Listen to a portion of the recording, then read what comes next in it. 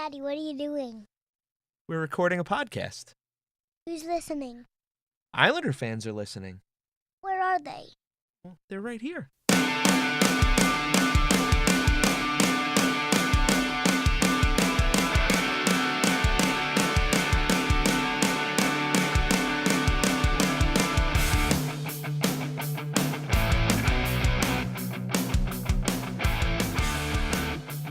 Welcome to the Isles Faithful Podcast with your host, Michael Sherline. All right, welcome back to the Isles Faithful Podcast. This is episode 22. Today is Saturday, February 9th, 2019. I am joined by JP in VA. I am your host, Michael Sherline, as always. Unfortunately, we had that little bit of a break with the All-Star break. Barzell did fantastic with Crosby and Letang. Some great comments there. You've probably heard some of the other podcasts and across the web and the NHL Network, all that awesome stuff. We're not going to go into it too much because at this point you've probably heard enough of it. Then we had the bye week, the NHL mandated bye week. So we had no NHL hockey, at least for the Islanders, for 9 days. JP, I don't know how you dealt with that. I was going a little crazy. A lot of anxiety there. But hey, I don't know if you've heard, but the Islanders are in first place in the Metro. Are they? That's kind of ironic because I have something here that we're going to play real quick and listen to this. Hey, do you know the Islanders are first in the Metro? That's Jillian Fisher. You can find her on Twitter at Fisher Jillian, on YouTube. She has a Facebook page and everything else. If you haven't watched some of her videos, I suggest that you do. JP actually was the one who tipped me off. I had seen some of her stuff from time to time, but didn't really get into it all that much. I did think she was funny, and I believe I have a little thing to drop for next week here if everybody's listening. JP, are you ready for this? I'm on the edge of my seat. So I reached out to Jillian last week, and actually 2 weeks ago, and asked her if she wanted to come on the podcast to talk about hockey and everything else.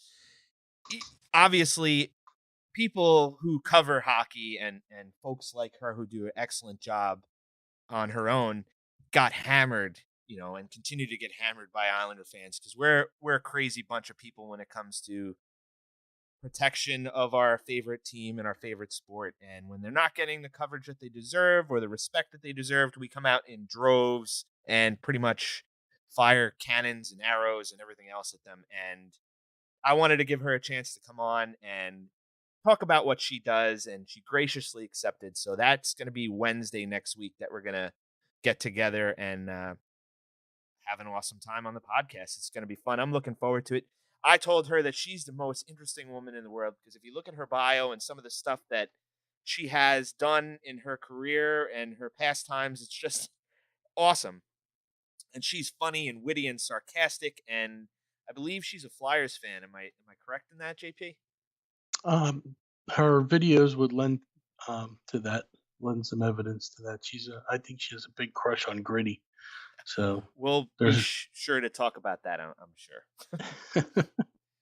But yeah, if you haven't checked out her stuff, please do. She's just amazing, and it's hysterical, and I love it. I can't get enough of it, and it seems that there are fans all across the league that feel the same way. So aside from that, JP, what's going on? What's new?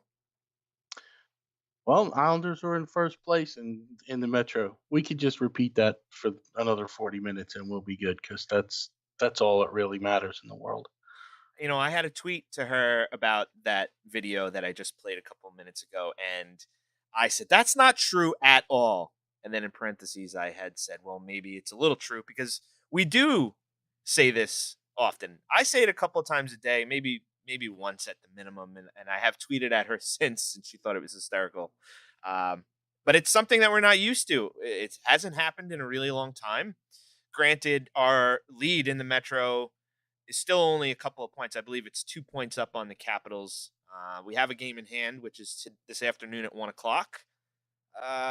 But I'm been happy with the way that they've been progressing. We had a clunker of a game in Boston, but it is Boston. They've historically been a tough team to play against. They're physical. They have a very good defensive core. and they have a younger core and an older core up front, especially, with Tuca and Halak as well. They got solid goaltending. So I'll take a game like that every now and then. They're obviously not going to win every single game. They did bounce back against New Jersey the other night and won in a shootout, which was another rare event for the Islanders. Josh Bailey coming through. I slept through a bunch of the third period, but I woke up to Bailey scoring. So what I missed in the third period? You missed some good Islander hockey. I mean, but I would say the same thing about the Boston game. They went into Boston. It was Patrice Bergeron night. The You had the Patriots in the house, fresh off their victory parade. The odds of them winning that game were pretty low, and they did a pretty good job of keeping it tight. I mean, they were an offsides call away from having the lead in that game in the third period. So I think the efforts have been great. They've been consistent. But their problems have been consistent too. If they could up the power play a little bit, which I think they've done we've discussed this on Twitter a little bit. Their power play has improved over the last 10 games, most definitely over the last 5.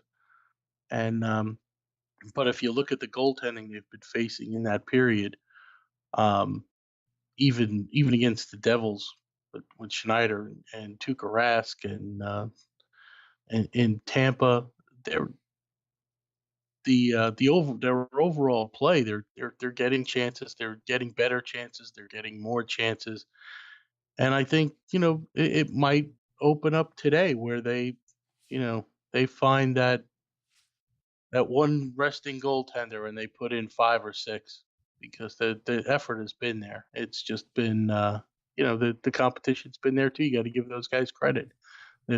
They've come in and they've teams have played the Islanders and they've played up to that playoff level where the Islanders have been for a couple of weeks, maybe a month and a half or so.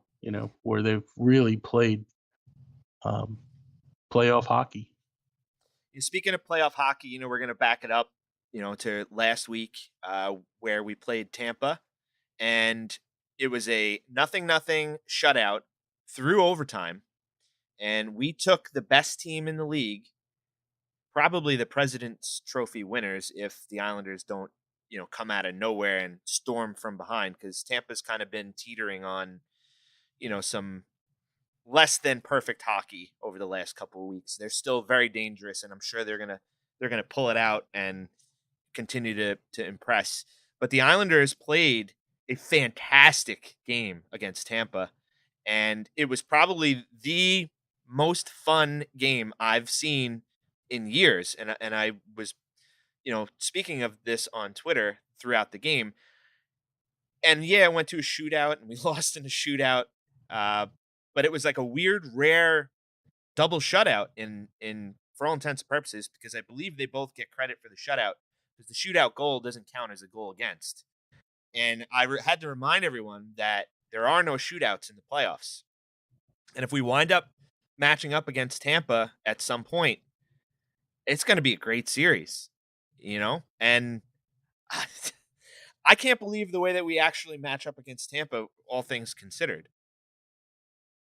No, that's true. And depending on if goaltending stays hot, and Tampa Bay is gonna bring that type of that level of goaltending there, but I think we've never matched up with teams like that when Trotz had Washington when we played them. I don't know if you remember the last game of that series where Trotz put down the latch, and I mean we could barely get a shot. And we have that ability now. Not only do we have the coach um, that preaches it, we have 6 quality NHL defensemen, which we haven't had in forever.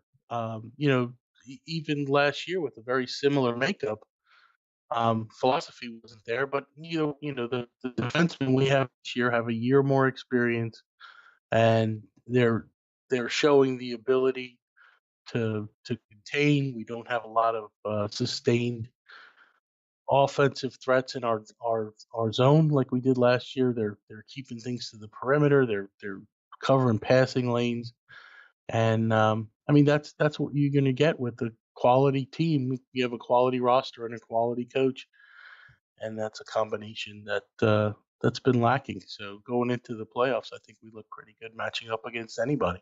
When you mentioned the defense and the experience that seems to be increasing every game, because it's just a natural progression of things as well. Mm-hmm. But then you have guys like Thomas Hickey who are going to be drawing back into the lineup shortly, and Andrew Ladd, also been skating as well as Hickey. And Clutterbuck got hurt the other night. They said it wasn't serious yesterday, and he could potentially be playing this weekend. But guys, like Ladd, and he was playing great hockey up until the point where he got hurt. That's going to be a nice little acquisition here down the stretch. And we'll later on in the podcast, we're going to talk about the trade deadline and some of my thoughts and some of your thoughts, because I'm sure you've got plenty. It's a positive thing at this point of the season when you could bring a guy like Ladd back into the lineup. He is a Stanley Cup winner. He's a good voice in the room, and he is a veteran guy that he's the lineup. Any lineup is going to be better with a guy like him. And, I know you could argue about his contract and some of the things that, he maybe could have done better in his Islanders tenure up to this point, but he's still an NHL player, and the Islanders are going to be better when you got a full roster, and especially not knowing what Lou's going to do into the trade deadline. I mean, that's the biggest thing for me is the unknown of that.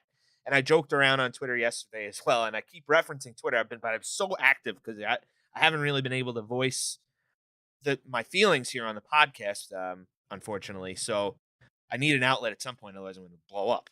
Which is why you guys all listen too, because obviously, I think I speak for a lot of people in my love and my frustration and everything else there.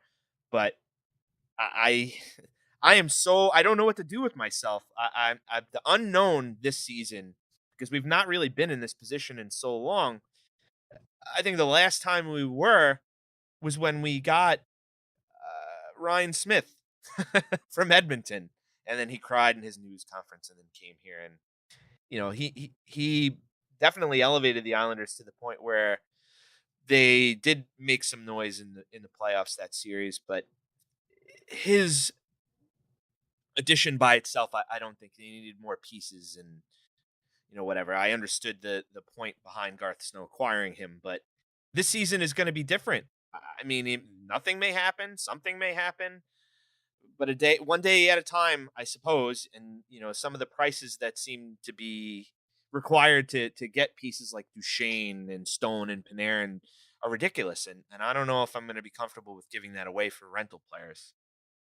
I think bringing up Brian Smith is really appropriate in this setting, because it's my feeling that dropping an Andrew Ladd into this team right now would have the same effect.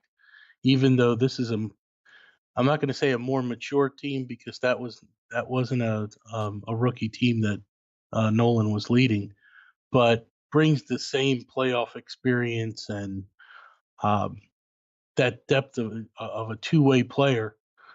Even going back to that playoff year when Smith was dropped in, the players around him played better defensively when he was brought in. After he was brought in, and if you look at what Ladd have done the last, the previous 2 years under, he didn't really play much under Cappy, or play well, I should say, but there was a switch that was turned on in the second half 2 years ago that got the Islanders to a point within the playoffs, and I mean, he almost scored 20 goals in half a season.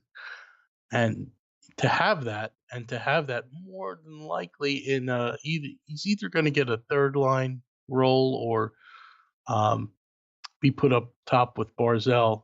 Either way, he's going to make both of those lines better. He'll make the third line better offensively, and when he's with Barzell, that the numbers of their possession numbers are always solid. And there's less neutral zone turnovers that you see with you know as much as I love Beauvillier, I think the two of them on the same line sometimes is dangerous because they do make very aggressive decisions in the neutral zone, Barzell and Beauvillier.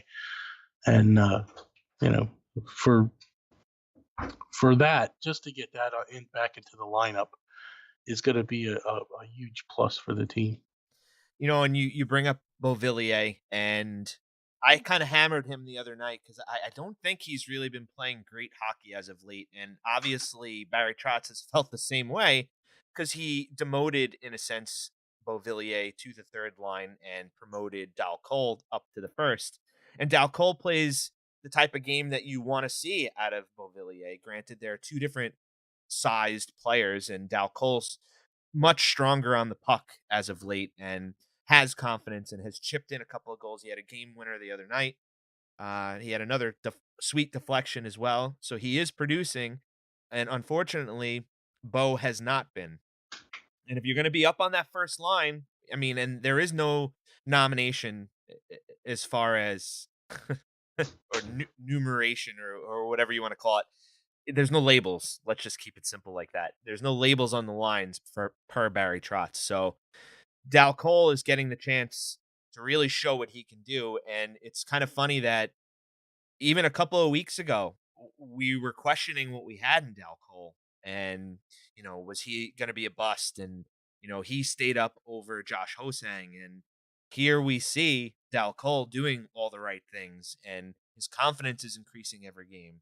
And he always seems to be in the right spot. He has a knack, an offensive knack and awareness that is refreshing to see. And I referenced that on Twitter as well. He may not chip in on the score sheet every single night, but game by game, you could see his confidence just increasing almost on a shift by shift basis because the things he's being able to do and the areas he's able to get in with the puck. I think on the forecheck the other night was like the biggest thing for me, at least, because he was getting in on the forecheck first. They caused turnover after turnover after turnover, and he gives Barzell a little bit more room and a little bit more space with the puck.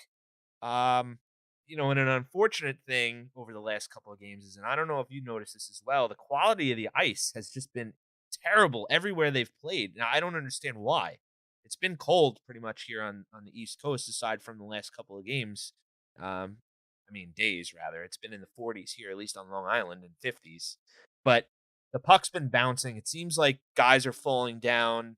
Puck's bouncing over sticks, misplaying, mishandling. So Barzell's been struggling there a little bit there in that regard, but so has the other team. So I don't really know what the heck is going on there.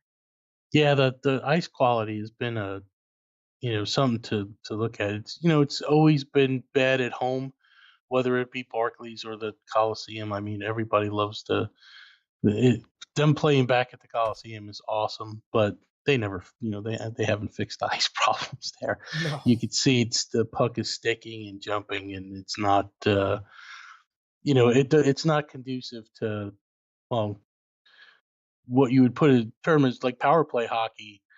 When you're trying to make hard, crisp passes, and you're watching guys actually whiff on the puck because it's not moving. It'll stick for a second, and next thing you know, it's on the heel of your stick instead of the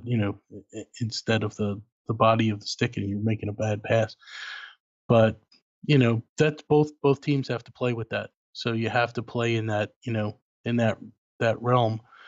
But getting back to Beauvillier, I think a strong storyline could be made for Bo, Hosang, and Michael Dal Cole, and a lot of that was voiced in I don't know if all listeners have read Arthur Staples' story about Dal Cole, but he basically took it upon himself to work on his skating and those parts of his game where the wall battles have been solid to watch. His just his hands during wall battles are different from his 4 games last year. He's not tentative. He's playing like he's been in the NHL for a while. He's got confidence. He's pushing people around. and that really shows in his game. And I think Trot sees that, and it's going to give him an opportunity to get more, not only time with Barzell, but just time on ice. I mean, I think his ice time increased by 2 minutes the first game with Barzell, and having somebody there that is doing the right things. He's when he's in the neutral zone, if he doesn't have the spacing, most of his carries are going to be, or his zone entries are going to be dump ins, and he's forcing that line to be harder to play against. And I think that's also a Trot's trait, so to speak, is more than it's great when you have numbers and you have guys like Barzell and Beauvillier going into the zone with numbers, but in playoff hockey, you don't see that often. You're not going to see that type of opponent that's going to play freewheeling hockey. So you want to be able to, you could dump it in all day and get zero results, but when you do dump it in and then go into a structured forecheck like they've been aggressive when necessary. They've laid back and controlled the neutral zone also when necessary, and they're getting opportunities from that. Maybe not as many opportunities as we'd like, but you are playing against really good opponents, and like today might be a wide open game. And if they play in their structure, they're going to have a lot of opportunities from neutral zone turnovers, and you might see a 5-0 game or 5-2 game, or something in that realm. But You, that's what we look forward to. it's funny that we're playing Colorado because the Islanders kind of set Colorado off on this tumultuous spin that they've been in since the last time we visited them, and you never know the type of game that you're going to get against a team like that. They're going to be hungry. They're going to come out. They're going to play hard. And they do have that line where they've caused issues in the past for other teams. So the Islanders, like you said, they need to continue with their structure. They need to limit chances. And for the most part, even against the game in Boston and against New Jersey, as much as New Jersey scored in the first period there early, you're not seeing those second and third chances. The Islanders keep the danger shots down to a minimum for all intents and purposes, at least, by the eye test. And the rebound control has been off the charts, at least for me. You'll see like a long shot from the blue line, and Grice and Leonard both with their pads are directing pucks out of danger areas and to the side, or they'll waffle pucks to the side or over the glass. And if there is a long rebound, generally the Islanders forwards jump on it and it turns into almost a scoring chance in the other direction. And that's something that I've been really hoping for over the last couple of seasons. And to see them implement something like that this year, on top of everything else, it just really points to what coaching can do for this. And a thought that I've had about that, and I should reference before we get carried away again, I posted a video by a YouTuber named Grifflix. It's on the Isles Faithful Facebook page. That was a mouthful. Jeez. And it's on the Twitter account at Isles Blogger and at Faithful Isles as well. It goes into Barry Trotz, and it's called the Trotz Effect. And this is a guy who's not even an Islanders fan, and it was a fantastic watch. I don't know if you had the chance to watch it yesterday. It was about 15 minutes, but it was amazing. It goes through the history of the Islanders coaches, and pretty much the league and the Islanders as well, with the 4 Stanley Cup wins, them being a expansion team at the time during the 70s. So go give that a watch if you haven't. And something that I've been thinking of over the last couple of weeks is you have a guy like Trotz, right, who has found success pretty much everywhere he's been, and the uniqueness of the situation of him coming into the Islanders. Because generally when a head coach comes into a new team, or a new team to him, he's coming off of being let go by another team or fired. And we don't have that this year. You have a guy that's coming off of a Stanley Cup win who had a contract impasse with his former team. So he was coming in at a high, not a low. And that's got to be something that is extremely unique to the league. I don't remember another time where something like this has ever happened. Some of the one thing that I think is unique here, when Trotz went from Nashville to Washington, they had a number of established, one superstar, but a number of established stars. And I think he comes in here with just losing their superstar. Okay, so you had a little bit more of a malleable lineup. I mean, you take a guy like Lee, who bought into Cappy's system and progressed. He bought into Waite's system, even though it was not very good, but he bought into it, and that's the type of leadership you want. You want somebody that, hey, as long as we're all pulling in the same direction, we're going to be better than if we're not. And when that direction is the right direction, and that's what we're seeing now. We're seeing, you know, 18 skaters every night playing team defense, and and that's really what Barry brings. But I think he had more of a turnover problem, or I don't mean turnover in the like giving up the puck in a neutral zone, but changing the philosophy of Washington. It took a little bit longer, and I'd say if you look at the Islanders and the way they've played after 20 games, it really took him 20 games to get them breaking the puck out. When he came here, that was one of the first things he said, "Well, I'd really like to see their breakouts improve." And when was the last time you saw Scott Mayfield make a blind pass into the middle of the ice? And I only 50% blame Mayfield for making those passes early on in the season. It's those passes are still being made, but there's somebody there in the center of the ice when he's supposed to be. I mean, they seem to be more prepared, and like what you were saying with the high danger chances, almost never do you see a man advantage in the high danger zone. There's somebody there. The defensemen aren't wandering into the corners. They're not, something I noticed last game with on their penalty kill when they lost Clutterbuck.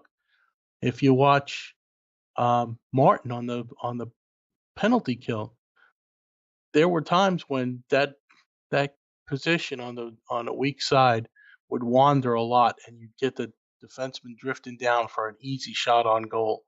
And last night he didn't play, or against the Devils, he didn't play great, but he erred on the side of caution rather than um, wandering around. And that weak side point didn't get those available shots we were getting in the past. And it's those little things that you see where somebody's holding them accountable and making sure that they're doing the right thing, where they're not just saying, hey, this is what we want to accomplish, go out and do it, boys.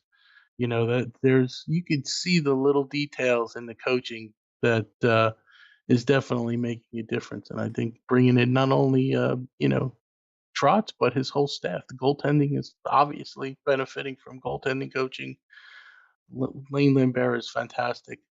We probably need to see a little bit more from Gruden with the power play, but like I said, I think that's been improving. They probably going to swap a little personnel around a little bit more until it starts to produce. But I think once it starts seeing weaker goaltending, we're really going to start see those numbers explode, because I do think they're moving the puck more cross ice better than they did in the past. They're getting better looks at uh, at the goal. So I've absolutely hammered uh, the power play over the course of the last couple of months on the podcast here. And rightfully so. yes, rightfully so, without a doubt, 100% there. The last couple of games, the Islanders have had marked improvement on the power play, but at times it hasn't been sustained. So No, that's true as well. Yeah. you have, the units have been mixed up a little bit, and as has the personnel, like you referenced. But you have like that Eberle goal the other night. The puck movement on that power play was the best I think I've seen all season. And the fact that he snuck that puck somehow past Tuukka Rask to the point where Rask had no idea how it even went in. He looked perplexed. Yeah. Yeah. But that's the type of movement that you need on a game-by-game basis and a power play-by-power play basis. Something I So, think we talked about earlier as you brought Eberle up is the fact that early in the season, if you watch the power play, Everly was behind the net almost 90% of the time, and moving him around and allowing him and Lee to shift in the kind of the bumper position in the 1-3-1 has really opened up their puck movement, especially through the middle, and they're getting more opportunities in there, especially having Nelson rather than Lee. You've got some really good shots on the power play now, and it's not all about movement.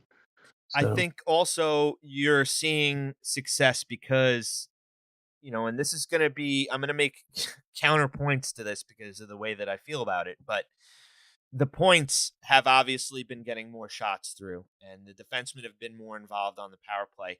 And I believe this was referenced on the telecast the other night. You've got a guy like Letty who is shooting a little bit more, and the forwards are knowing that the shots are going to come through. So they're going to be able to get to the front of the net if they know the shots are going to come through. There hasn't been a hesitation there to shoot.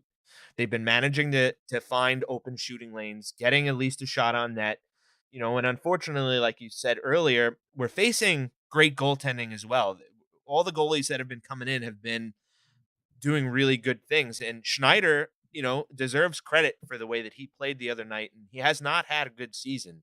So, I mean, it was positive for him. And, I don't want to see guys struggle and, their careers go down the tube. So it was good to see him have a bounce back game. Unfortunately, I don't want to see it come at the expense of the Islanders. And, we wound up getting the win in shootout. So there's that. But you're facing goaltenders who have been doing really well.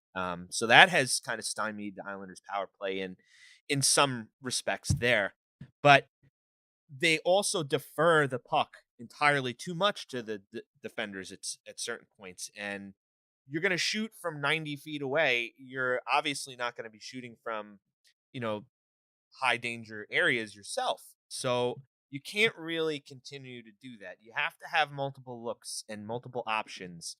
And Barzell has really picked up his game in that sense because he has gotten the puck cross ice through traffic in ways that he really hasn't last season, and this season. So maybe it's a little bit of the people here he's playing with, obviously knowing what he's going to do. And, there's been chemistry there because we did lose one of the best players on the power play in Tavares last year. So, I mean, they've had to try to pick up the pieces there. And, this is one of the biggest things that I've been a proponent of. If you're going to bring in anybody here at the trade deadline, hopefully it's going to be someone who's going to help on the power play and give them, another threat. And I know you wanted to talk about Boyle and the fact that he went to Nashville. It was rumored the Islanders were interested in Boyle. Arthur Staple had said that on numerous occasions, and Pierre LeBrun had also confirmed that as well. The fact that Lamoriello had dealt for Boyle once before, ultimately didn't happen. He wound up going to Nashville. So did McLeod as well. So they got their two forwards that they were looking for. Granted, one of them was a little bit of toughness because they've got a guy out, I think, for the remainder of the season, or at least for the next couple of weeks. But a guy like Boyle would have helped out immensely on the power play, would have helped out on the penalty kill. He's another great voice in the room, another veteran, good character guy. His story is just amazing. Even going down to, his award-winning season last year and the respect he's gotten around the league for battling back from cancer and everything like that. But who do you think, would help on the power play here? We're going to touch back and forth on the trade deadline because we're only 2 weeks away. So let's hear your thoughts there. Well, to be honest with you, I think that obviously guys like Duchesne and Panarin would help on the power play. There's no doubt about it. But the price that they'd have to give up for 20 games of either is just way out of line with what they need and what they need for the next 5 years. I mean, you try and manage that situation in a 3 to 5 year window, and if you're going to give up, you're definitely going to have to give up a roster player or a high level prospect that you're going to have for 5 RFA years, their ELC and RFA years for 20 games of somebody. It's just not. I mean, those are moves you make when you're you're about to win the cup and you see a hole and you fill it. The Islanders have some holes, and they also have some filler. I mean, they still have some work to do. Obviously, adding Ladd um, devalues the addition of Boyle because they're very similar players. I think Boyle would help immensely, especially on the second power play unit in winning faceoffs. But I mean, they could also put Filppula on the second power play unit and give that a shot. I mean, there's ways to move things around or whatever that um, aren't very costly at all. And I think the Islander fan base is a little frustrated because for so long we haven't really made a big splash at the deadline since Ryan Smith, and in that effect, Snow was pretty smart. He didn't give up much for. I mean, the first rounder didn't work out to be anything, and the prospects were never made the NHL. So when you look at that, and then for years, when you want something and you need it, you usually can't afford it. I mean, we didn't have the pieces to deal for, um, even 2 years ago when they did get within a point of the playoffs. Where would that have gotten us? I mean, even if we made a big splash, we would have given away some first rounders, which we've used quite wisely over the last 5 or 6 years. Our first and second rounders have been fantastic. So you're giving away more at this point for what's probably has less value to the team. I mean, I know Islander fans want to see Duchesne, they want to see Panarin, but all Columbus and Ottawa have to sell are 20 games of those guys, and they're way overpriced for the 20 games when we'll have cap space in July.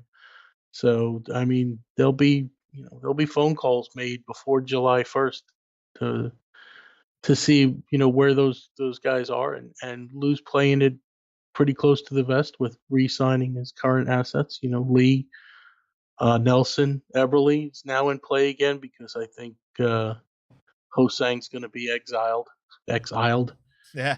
fairly shortly. I mean, he's shot himself in the foot just so many times, and when you look at what Michael Del Cole's done with his time, I mean, the Nino Rider. I mean, I know we've changed the leadership, general managers and stuff, but they asked him to play this type of role as a 19-year-old, and he really couldn't handle it, and it didn't look like there was any effort when he was forced to be a more of a checking forward. Dal Cole said, "Hey, you give me ice time, and I'm going to do whatever you want me to do." And when he's played with Filppula and Komarov, he's created opportunities through the forecheck. He's played one game with Barzell, and he's done fantastic, trying to being that space maker as you alluded to before, and creating some offense. And it's kind of curious here that Panarin changed agents. His former agent, like a week ago, said that they weren't going to talk about an extension during the season, that they were going to wait until free agency, and then all of a sudden, Panarin changes agents, the same agent as Bobrovsky, and I don't really believe that it's for them to become a package deal. I just think that I believe it's Thanopoulos is just a representative of a lot of different Russian players. I believe he's also the agent of Ilya Sorokin, the White Whale, as Mike Carver likes to refer to him. The best Yes. goalie prospect around.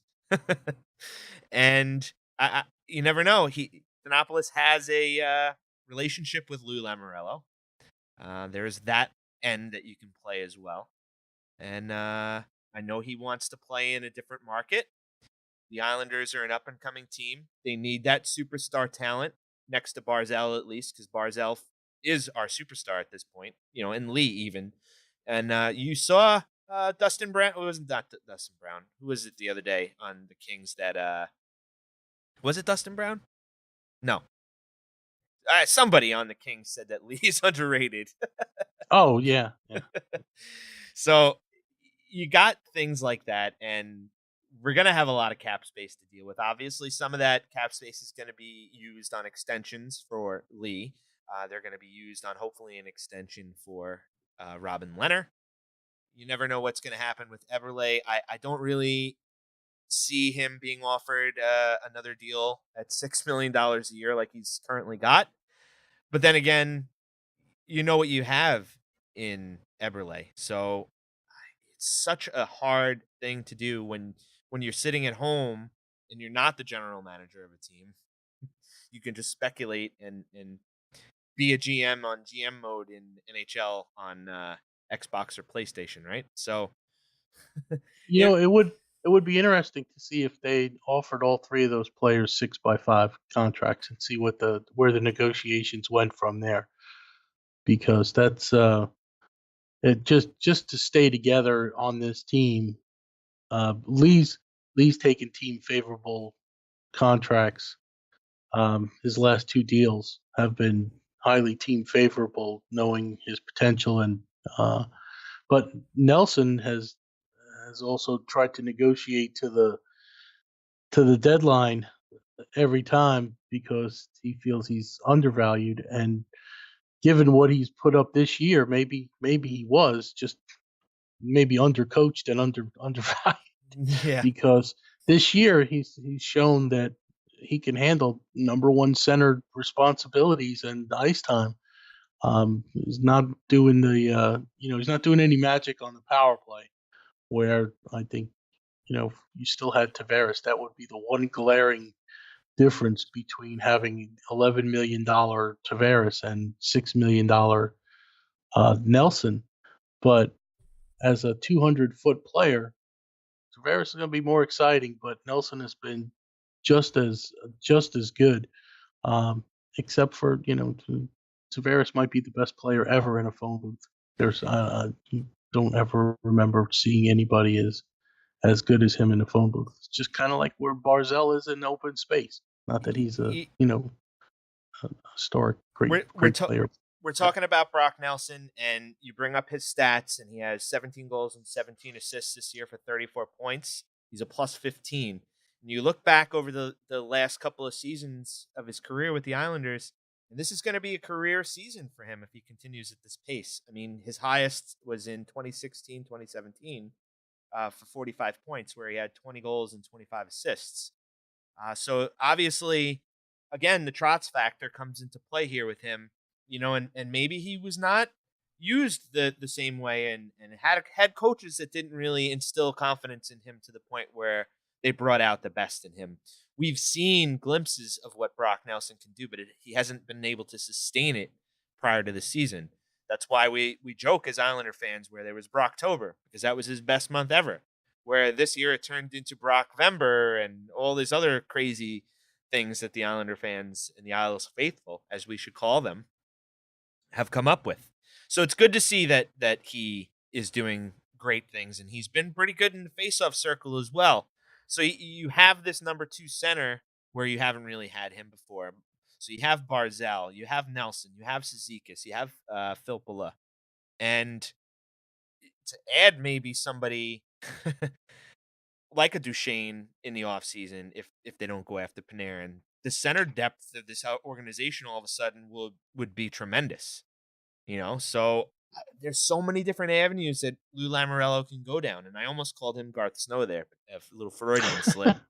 Because we know Garth Snow wouldn't have acquired anybody of any value. So, well, you look at what Lou did in the off season, and it was highly questionable. People were saying, "Wow, we just got you went from Snow to his mentor, and we got guys like Filppula and Kovac and Komarov, Q Knuckle." I mean, everybody was saying Q Knuckle. Did I pronounce that wrong? How was his name? Q Knuckle. Q Knuckle. Yeah. So, but people were saying, like this is really going to help the fourth line. But I mean, he was on a mission to do two things, and that the first thing was to make the penalty kill better, and the second thing was to make this a better defensive team. Check. I mean, and look where we are. I mean, there was nobody brought in here to replace Tavares. There was not even an effort made to replace Tavares. But what you did was you elevated Nelson up to a level of higher responsibility, surrounded him by a team structure where he's plus 15. I don't remember anywhere, we could discount the plus minus stat for, as much as we want.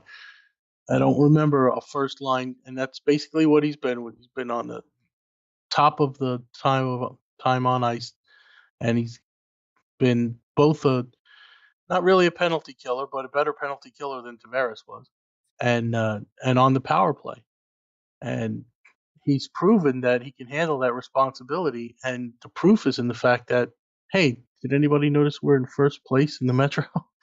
I mean, that's basically the proof is in the pudding, and that 18-man effort is much better than the 18-man effort it's been in multiple years past. I mean, we can go back to 14, 15 when they were really playing well, but um, that's and if you drop somebody like Duchesne into that, I think you're going to get a much better team eventually.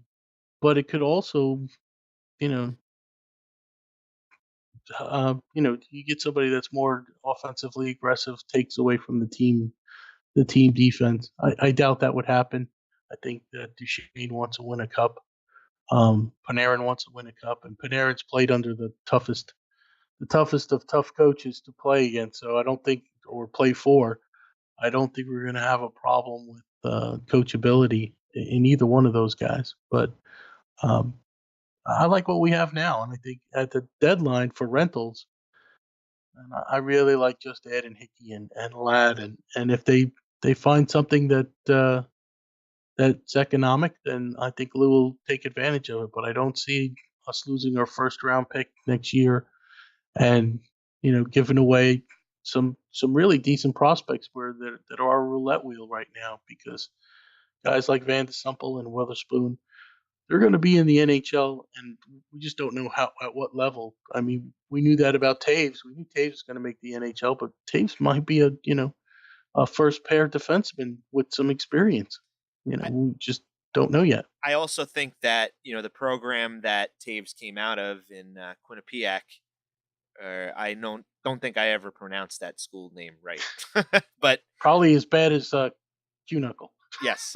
But you look at the programs that some of these players come out of, and they've turned into a hockey factory up there. I know they've won a championship recently, and some great players have come out of that school. So that's got to lend at least a little bit to the way that Taves has come through here, and sometimes there's raw talent that gets overlooked due to some of the faults in the scouting early on. And, you got to give credit to where credit is due for the Islanders scouting department, at least the amateur scouts. And they definitely seem to appear to have drafted a gem in Taves. Now, before we get too far along here, I wanted to talk about two things.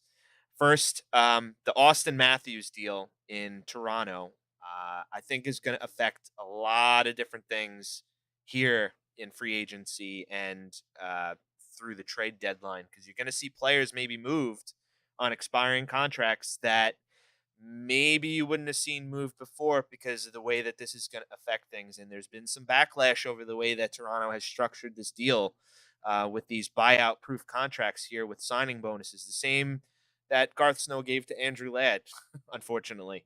But I think it's going to affect some players both on the island and throughout the league. And I know that's something you wanted to talk about. The other thing that I wanted to bring up is, you take a risk in free agency, not in free agency, but at the trade deadline of messing with team chemistry. And these are professional athletes. You've got a tightness and a bond in the room. And, it goes a long way when your general manager believes in you enough to add talent to bring you to that next level. So I don't really think chemistry is going to be an issue. Maybe more of an issue would be, structure and what the head coach and the coaching staff, what systems are going to be implemented. Because you got guys coming from other organizations where the structure and the systems have been different. So it's going to take a little bit of time to adjust. And that's why teams like Toronto went and got a Jake Muzzin when they did, to give them a couple extra weeks to adjust. And, fortunately for them, he made an instant impact there. So give me your thoughts there. Well, as alluded to the first thing with the contract structures, the the economics of the NHL has really been disrupted in the last couple of years because I think they put together a really good system with the ELC, RFA, UFA structure. And when general managers kind of tend to wait to that and they say, okay, you're the best player in the NHL right now, and you're going to get paid that way. They not only concede their leverage in a player being an RFA, they then put that much pressure on the on other GMs with their comparables. So where a Barzell, when he moves to his RFA years next year, may have been worth about 6 or 7 million a year, per se. So let's say they could have offered him that. He's gonna go into double digits, and it's the contracts that have been McDavid and these guys are signing their first contracts for over $10 million. I'm not going to put the Barzell in the league with a Connor McDavid or Austin Matthews or Jack Eichel. Those are supposedly those are first round top of the draft guys that were been doing it since they're 16 years old and are generational. But the comparables that an agent will go into a GM with is now as we also go into an inflation every year. You're gonna when Barzell hits RFA years, he's gonna say, I should be making between 9 and 11. Whereas before, maybe 2 years ago, he would have been uh, between 6 and 7.5. And where that really affects the team is now that all those other the contracts that are in supporting roles. It's like, how much could you give Lee if you have to give Barzell, 10 million? Well, what about Beauvillier? And Beauvillier may have to, instead of getting 3 million, maybe he's going to get two because they're going to have to move things around. It's going to be really interesting to watch how they've, and I think next year after next season is another CBA. They're going to renegotiate the CBA, and how does all this affect that? I think that part of the game is going to be really interesting to watch over the next 18 months or so, and how as quality players reach their RFA years, and how they've these contracts have inflated those contracts, the upcoming RFA deals. And as you were then alluding to bringing in new members to the team, like I said, I think it's going to take time for anybody to adjust, and I think just adding players that have been practicing and playing in the structure. I mean, Ladd had a really good, I think it was 14 to 16 games before he went out, and he was playing really well. Same thing with Hickey. That Hickey Pulock combination continued from last year to be the best twosome the Islanders could ice. And Pelech hasn't been bad. He's actually evolved into a very solid defenseman. They work well together, but I think Hickey makes a smoother transition and will help the team. And he'll always just be an option. I mean, even if Hickey turns out to be the 7 guy, I mean, you'll have no problem spotting him in for any of the left-handed defensemen to give them a break, or especially around playoff time when guys get knocked around a little bit, and a day or two off, a game or two off would help. I think that's my one thing about what we would be looking for in kind of a bargain addition at the deadline would be a right-handed guy, defenseman to help in that, because we have 3 right-handed defensemen that all play very physically, and when you get down to the games 65 through 82, some of those guys will want a little bit of a recharge before you start the next season, and I think a right-handed guy a quality right-handed defenseman is going to be expensive. But I think if you're going to spend, you can do that because there's room for a quality right-handed defenseman next year. So you can keep him on the roster with the cap space. So I mean, those are the things I kind of look for in what we'll be looking for by the trade deadline, and also July. It's going to be a little crazy with some contracts coming up. I think Beauvillier's RFA this year, so and the three that trade deadline of Nelson, Lee, and Eberle is going to be really interesting. So at this point, I thought Eberle was going to definitely be a goner. Not that he's shown that he's not a quality player; he's an excellent, great player, but I didn't think they'd be able to afford him. But now, you got a couple of years before we'll see Wallstrom in that role, and I think they can keep him around. Like I said, term will probably be an issue. He's probably going to be looking for 7 years somewhere. But I think if they can get all three of those guys on reasonable contracts for 5 years, they'll do it.